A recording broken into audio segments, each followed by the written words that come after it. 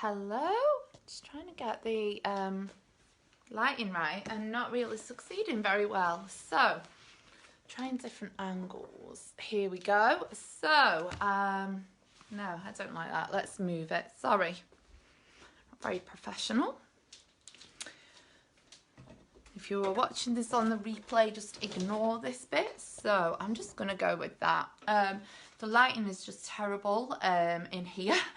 Anyway, without further ado, let's get on with the live. So if you're joining this on the replay, ignore that little bit at the beginning. Hello, Sarah. So what I am doing over the next couple of days, probably up until Christmas or the Christmas weekend, is I have decided to do a tarot kind of mini series because a few people have sort of messaged me or commented and said that they would like to know a little bit more about tarot, or they've got some tarot cards that they've never really used, or they would like to maybe purchase a deck. And with Christmas coming up as well, it could be something that maybe you're thinking about asking for Christmas or treating yourself to for Christmas. So I have decided to do this little mini series about just giving you a little bit more information about tarot.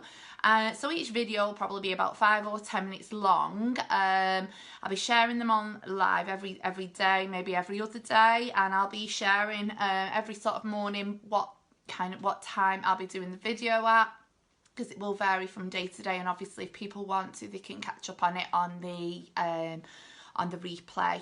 And I'll try and upload it to Instagram and YouTube as well, in case obviously any followers are on there. One thing I do apologise with is the lighting. Hopefully you can see me okay.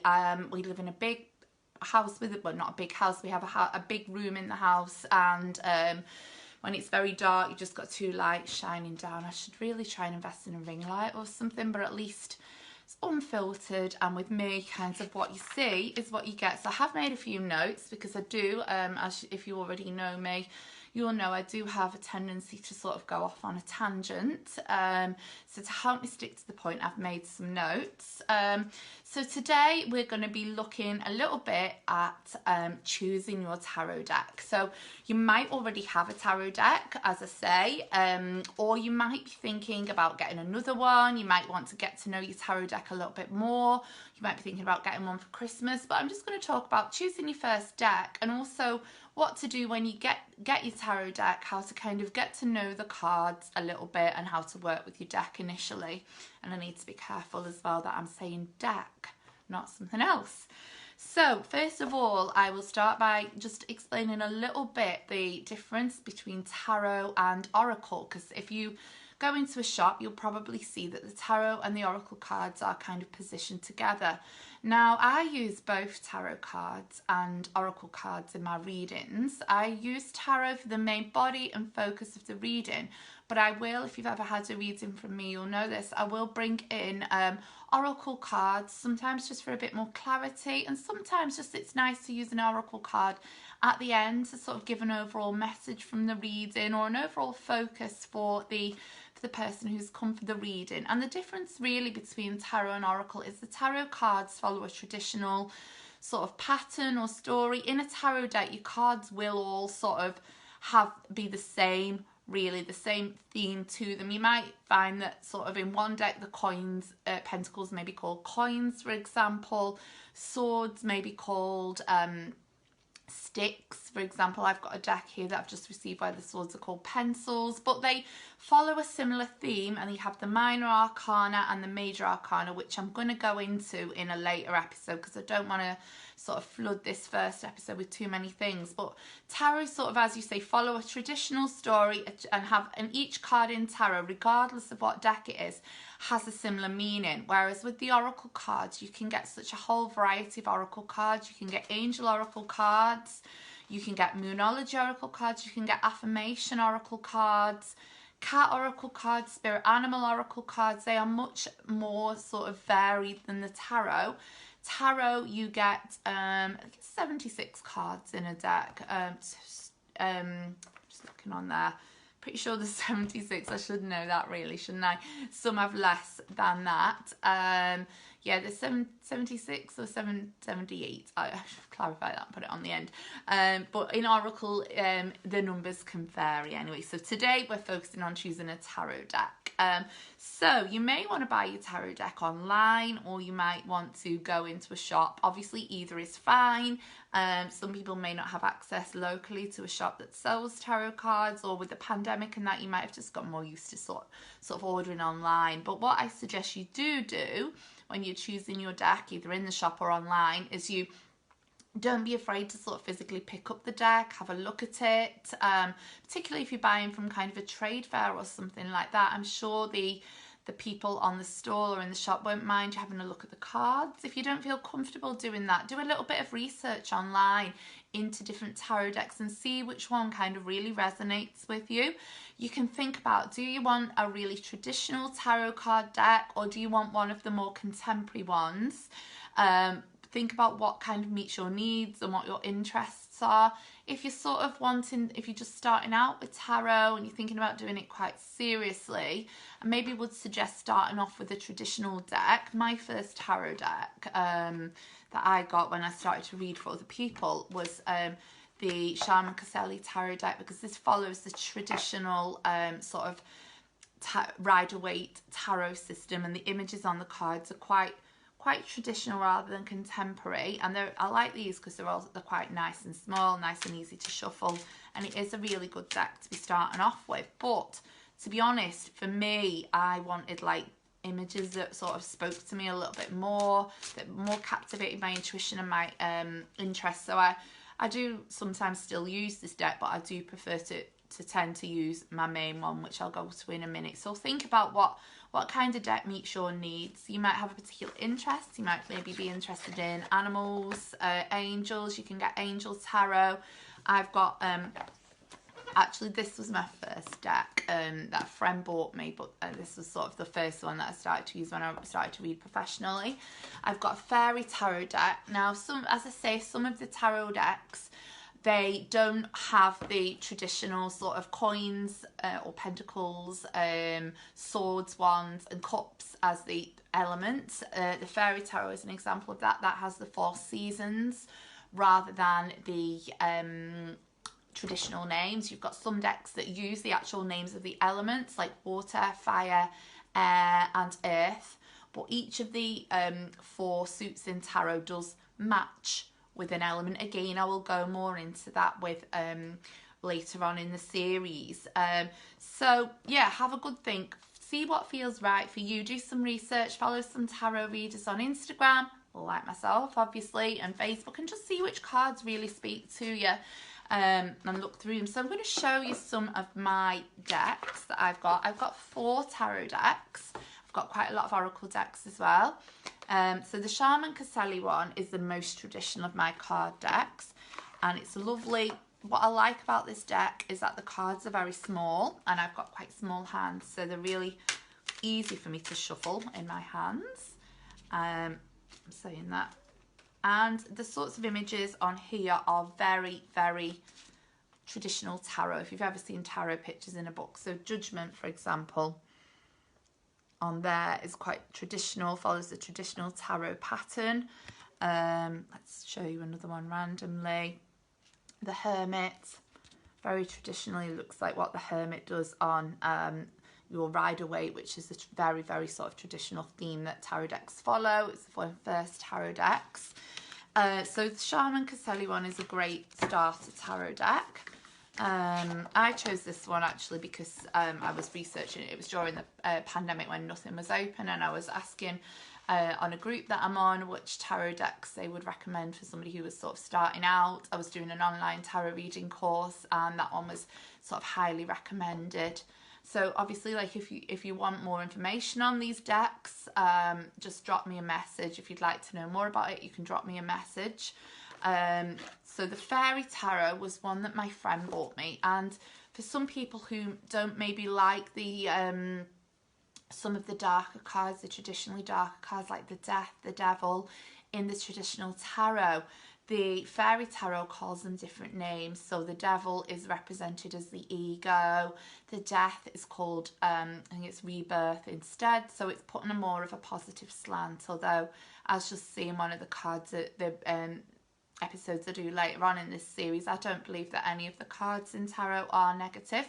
Now, again, I really like this fairy card deck because it's quite a positive deck. It's on the back of the box, it says it's the self-esteem and life purpose deck. So when I got this card deck, I was using it quite a lot because I was sort of unsure of what sort of path to be taken, and I kept pulling cards out, and I found that the cards I was getting was really resonating with me and got me lots and lots of clarity. So this is a lovely deck for people who want maybe a more contemporary, lighter sort of deck. It's the Fairy Tarot, and you get a thick guide book with it. So I'll show you some of the cards from here. You've got the Star. Now, what some people might like on these cards is that it gives you a little bit of an explanation underneath. So if you're just reading these cards for yourself, then these can be quite enlightening. So for example, the Star says, look to the future with hope and optimism, the power of faith to move mountains, happy changes that bring relief from challenging times. So it gives you a bit of an explanation there. So I find these cards are better for me doing readings for myself, really, because I find when I'm doing a reading for another person, I go a lot more sort of, I really tune into my intuition, and the reading that I give to one person might be different from a reading that I give to another person. And I find that sometimes that little message underneath stops me really like sort of focusing on using my intuition. I'm focusing too much on the message at the bottom. But then at the same time, I like them when I'm pulling a little card out for myself. But it is, again, it is a great deck if you are starting out and you maybe want to pull a daily card for yourself. As I say, there's so many decks out, so many tarot decks out there. You might want to be really clever and try and design your own. I'd love to do that sometime, even though I'm not the best artist. These are my definite go-to deck. If ever you've had a reading off me, if ever you've seen when I've done the card pulls on here, you'll know that I use this deck quite a lot. This is the Lightseers Tarot, and I feel this deck really kind of resonates with me personally, because the images on it are quite contemporary, they're quite spiritual, quite bohemian, and I just love them, and I find they really sort of speak to my intuition. They're more modern as well than the traditional tarot. So let's see.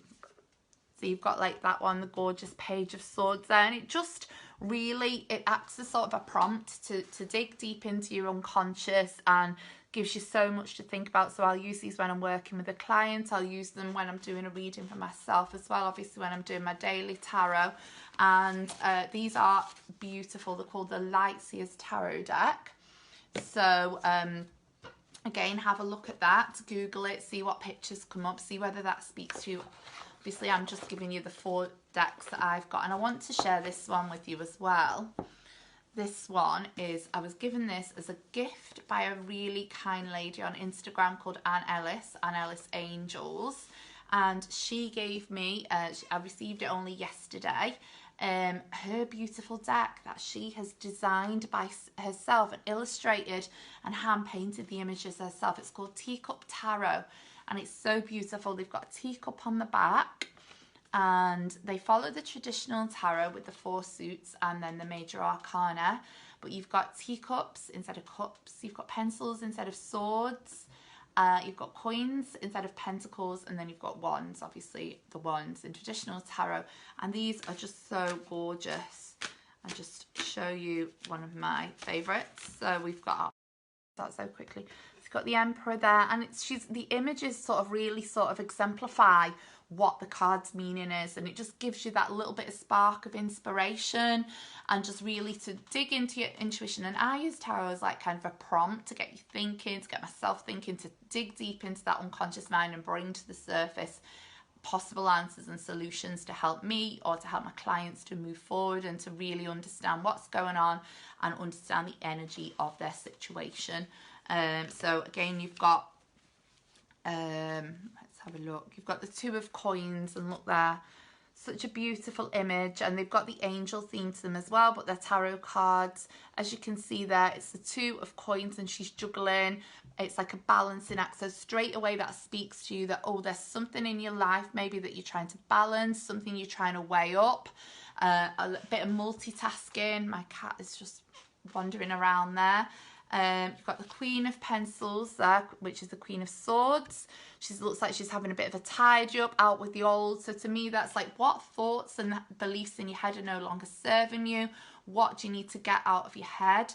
So these are really, I'm really looking forward to getting to know and using these cards a lot more. They're really, really beautiful cards. I only received them yesterday, so I've not had a proper look through them yet. I did do a card of the day reading on my page, my Instagram page, with them this morning. So that kind of leads me on to the last part of this video of like what to do when you've chosen, you've got your deck, you've brought it home. How do you kind of put your energy onto that deck and get to know the cards yourself? So what I generally do is I'll take the card deck and I'll just sort of hold it and I'll kind of just set an intention, and I'll do this sometimes when I've been doing a lot of readings, maybe seeing quite a few clients, and maybe that the energy has become a bit clouded on the tarot cards. I'll just set an intention about a little prayer or mantra just to say that I'd like the cards and the higher beings and my intuition to come through to bring, for them to bring clarity and healing and energy for the greatest and the highest good. Find out what we need to know for the greatest and the highest good for all involved. That kind of thing. Obviously, you can sort of set your own little prayer and intention. So set the intentions on the cards, and then I'll just start to go through the cards and I'll touch them and put my energy onto them, and I'll just really study them. And I'll take a journal and I'll just write out anything that springs to mind for each of those cards. So 2 of Teacups, I'd write 2 of Teacups, and then I'd sort of think about what comes to mind for each of those cards, and do that with each of them, and just sort of really visualize and think about what's coming into my mind for those cards. And then you're just getting to know that card a little better. You can think about what that card means to you, a time in your life that card kind of really resonates with, and obviously use it to journal, make notes. I did this when I got my Lightseers tarot deck. I'll probably do it with this one as well, and it helped me to compile kind of my own go-to guide for the tarot. Now, I use my intuition to read the cards when I'm doing readings for other people. I don't look to the book because I know the cards quite well, but I guess if I needed some clarity, I could always refer back to that book that I've created. So that's something you can do to obviously get to know your cards as well. Some people believe that they can charge them or cleanse them by running them through sage, by charging them onto the light of the full moon. There's all sorts of different things that you can do. So my battery is going low there, so I just wanted to obviously give you a little bit of information about tarot decks and choosing your first tarot deck. So I hope you've enjoyed the video. If you're watching this on the replay, obviously hashtag replay. I'm going to try and save it so I can upload it onto YouTube and hopefully Instagram, although my Instagram's always crap about uploading stuff. I don't know, although we have got a new Wi-Fi today, so maybe things will be better in Enhance Holistics headquarters. Anyway, so I hope you enjoy the rest of your day, and tomorrow I will be back, and my live tomorrow will be on questions to ask the tarot, I believe. Questions to ask the tarot, yeah. So hopefully you will tune in tomorrow, and I shall see you then. Bye bye.